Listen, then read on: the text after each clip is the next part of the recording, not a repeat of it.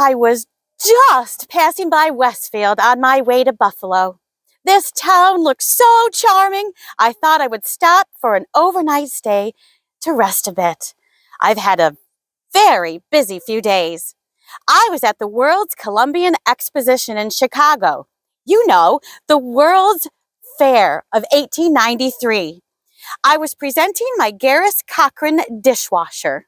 The judges were so impressed, they awarded it the highest prize for the best mechanical construction, durability, and adaptation to its line of work. After that, the orders came pouring in from schools, cottages, hospitals, and hotels. Although there were others who did attempt to make a commercially viable dishwasher before me, all men, I may add. Unlike my dishwasher, I was the first to use water pressure rather than scrubbers to clean the dishes. Let me officially introduce myself. I am Josephine Garis. I was born in Ashtabula County, Ohio on the 8th of March, 1839. I came from a family of inventors.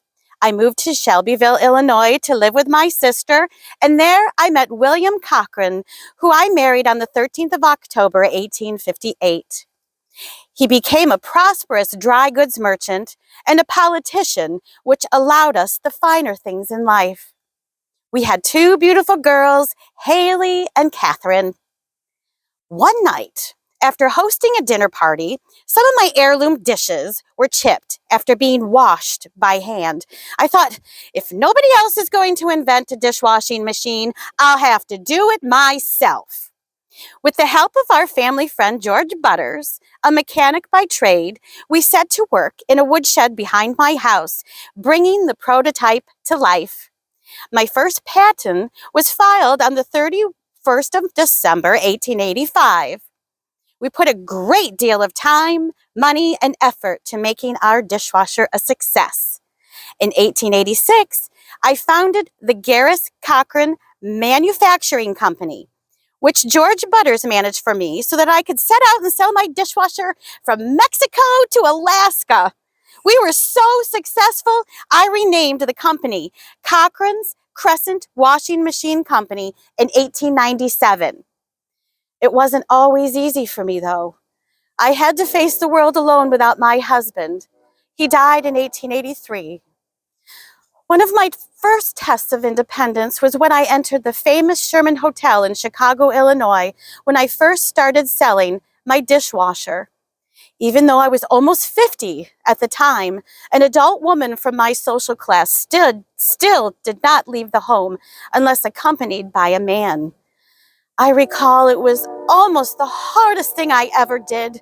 Crossing that great lobby of the Sherman Hotel alone, you cannot imagine what it was like in those days for a woman to cross a hotel lobby alone. I had never been anywhere without my husband or father. The lobby seemed a mile wide. I thought I should faint at every step, but I didn't. And I got an $800 order for my reward.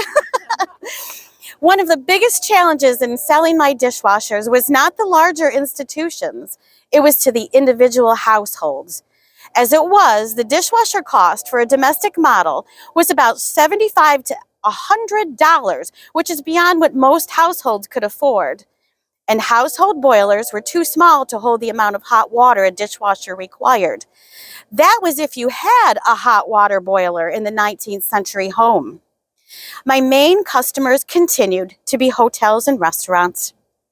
After a very successful career, I succumbed to a stroke and I died at the age of 74 in 1913.